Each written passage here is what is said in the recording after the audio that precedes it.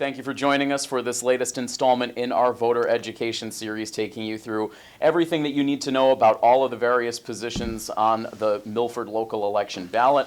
And joining us on the show today is Milford's town moderator, Mike Bontempo, to talk to us a little bit about town meeting. Mike, thank you so much for being with us. Well, thank you for having me, Tim. It's a pleasure to be here. Town meeting, obviously such an important body within the community, Mike, when we start talking about the local election and ways to get involved in the town.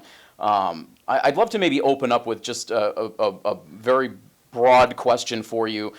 For any of the residents out there who are unfamiliar with the town meeting process, can you just give us a description of what town meeting itself is? Okay, well, town meeting is the legislative body for any town in the Commonwealth of Massachusetts.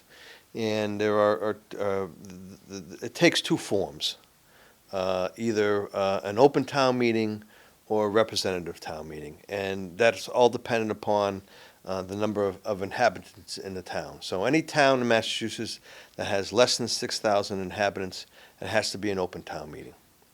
And if there's more than 6,000 inhabitants, the town has an option of either having an open town meeting or a representative town meeting. And what is meant by that is an open town meeting is any registered voter of the town is a member and can go to the town meeting and can discuss the issues that are in the warrant as well as make votes. And then in a representative town meeting, that is what we have in Milford, and that is an elected body. And so that means you have to take out, maybe we'll explain a little bit later on, but you have to be elected to that position, and there are also in representative town meeting in Milford, there's also at-large members who are there by virtue of their office. So that is the what town meeting is, and town meeting decides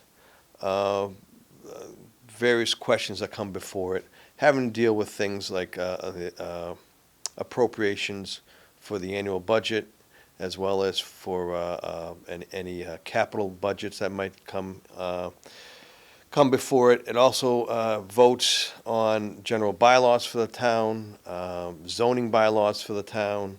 It also petitions the state for special legislation for local matters of the town, and it also has the option of adopting statutes that the Commonwealth puts forth. So, again, town meeting is a legislative body, and they make the decisions on a lot of things that happen in Milford. And obviously, you know, as you've described, town meeting is comprised of a body of town meeting members that represent the various precincts in the town, as well as the at-large body as well. Can you talk about the sort of specific duties and responsibilities of a town meeting member? Well, I mean, that is what I just described just previously. Is those responsibilities? Their responsibilities. They have the right. Okay, first with their rights. They have the right to debate each article in the warrant. They have the right to amend it if they so choose. They also have the right to vote on it too. Their responsibilities are what I just described before, which is to make appropriations for the annual budget, as well as for the any capital budgets. They have the responsibility to make decisions on the general bylaws of the town, the zoning bylaws, any special legislation that has to go to the general court, as well as adopting any statutes that the state enacts that have to be adopted by the town. So those are the rights and responsibilities of the town meeting members. And Milford has a typical pattern of holding annual town meeting in the spring, a special town meeting in the fall. Outside of those town meetings themselves, Mike, are there responsibilities for town meeting members outside of the meetings themselves? No, there isn't. I mean, well, there are. I mean, yeah, the town bylaw has to have one annual town meeting per year. Okay, and the special town meetings can be any number, and that's all decided by the select board. And the select board calls for the annual town meeting. They also call for any special town meetings. And as you mentioned, Milford typically has two town meetings. The first one in the annual, which takes care of the annual budget, and then in the fall, they typically do a town meeting that just deals with capital expenditures, and that's dependent upon, they do that because then they find out what kind of aid they're going to be getting from the state. But above and beyond that, outside of town meeting, the town meeting members have no responsibilities unless they're, again, civically involved in other committees and whatnot. For example, people probably don't realize that, but town meeting has three standing committees, and they are the finance committee, the planning board, and the personnel board. And they do a lot of the work during the course of the year that eventually town meeting members vote on at the various town meetings. So there may be town meeting members who might be involved in the finance committee, may be a planning board member, and also may be a personnel member of the personnel board. So they may be doing other things outside of the actual town meetings. Oh, very, very helpful information to know. And Mike, one of the things as we're trying to educate the residents through this series about various positions in town, I've heard from a lot of other folks that if you're looking to get involved in the local political process here in Milford, becoming a town meeting member is a great place to start. Is that something that you would agree with? Yeah, I would agree. It's probably one of the easiest things to do. Having getting you have to take out the only somewhat difficult part is taking out the nomination papers and getting the 30 signatures, because it's kind of a lot of signatures. Most towns in the Commonwealth that are represented at town meeting either require 10 or 15 signatures, and the timing of it is not so great, because it is typically during the winter time that you're out there having to go around the neighborhood and getting the 30 signatures. But it is pretty easy to do. The meetings run roughly about 3 hours. You meet twice a year. It's not like you have to get up every time and speak. What's really important is you're there, you listen to the arguments, and you make a vote.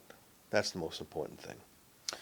And for folks who have either tuned into the town meetings here on Milford TV or have attended them in person, obviously, Mike, you hold an integral role in town meeting as the town moderator. Can you kind of briefly explain to us the role of the moderator within town meeting? Sure. The duties and responsibilities of the moderator are defined by Massachusetts state law. And they are, first of all, to preside and regulate the proceedings, to decide all questions of order, and then to make public declaration of the votes. Those are the four main duties of the moderator. And I can explain a little bit more if you want about each separate one of those duties and responsibilities. Preside over is moderator's in charge of the meeting. He has the responsibility. He or she has the responsibility of opening up the meeting, making sure that there's a quorum present, which is just a simple majority, and that's needed in order to carry out the business of town meeting. Regulating the proceedings, that is all the different steps involved, whether it's calling upon the town clerk to start the process by reading the warrant, the return of service, which states that the warrant was posted according to Massachusetts general law and in 10 or more places in town, all the way to calling for the articles. Also, anything procedural that happens, making sure an amendment that comes up, making sure that there's 2 written copies of it, et cetera. Questions of order, if some member gets up and raises a point of order, whether is a speaker entitled to the floor, has the speaker gone over the time limit of them to speak, is the speaker speaking to the question? Is what they're saying relevant to the discussion? Those are all decisions that the moderator all points of order that the moderator makes a decision, and the moderator's decision is final. There is no argument after that fact. So those are the major responsibilities of the moderator. Yeah, a challenging position to be sure. What keeps you involved in this process and serving in this capacity? What drew you to this type of role in local politics? Well, my family has, been in the town for over 100 and, oh my God, over 100, about 160, 170 years, something like that, since the 1850s probably. Yeah, so some approaching 200 years now. But we've always been. Over the last 100 years, my family's always been involved somewhat in town politics. And I was involved in the subsequent town meeting study improvement committee, and I was tasked. My subcommittee was tasked with writing a procedural guide. So then I got more involved in understanding how town meeting works, the role of the moderator, the various standing committees, as I mentioned, what the select board does, what town council does relative to the town meeting, what the town clerk does. And so, I kind of acquired a body of knowledge, and I thought, I would be, the person to do the job. And so that got me to run for the position.